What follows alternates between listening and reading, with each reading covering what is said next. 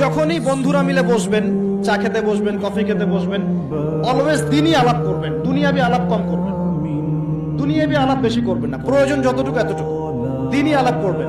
কারণ মানুষ জান্নাতেও যদি চলে যায়, মানুষ জান্নাতে চলে গেলেও ওইসব সময়ের জন্য আক্ষেপ করবে, আফসোস করবে দুনিয়াতে যেই সময় সে আল্লাহকে স্মরণ করে নাই, রাসূলের নামে দরুদ পড়ে নাই। তাহলে যদি কোনো জায়গায় বসে পড়েন, বসে পড়ে আলোচনা করতে থাকেন, ওঠার আগে কমপক্ষে বলবেন সুবহানাকা আল্লাহুম্মা বিহামদিকা আশহাদু আল্লা ইলাহা ইল্লা আনতা আস্তাগফিরুকা ওয়া আতুবু ইলাইক।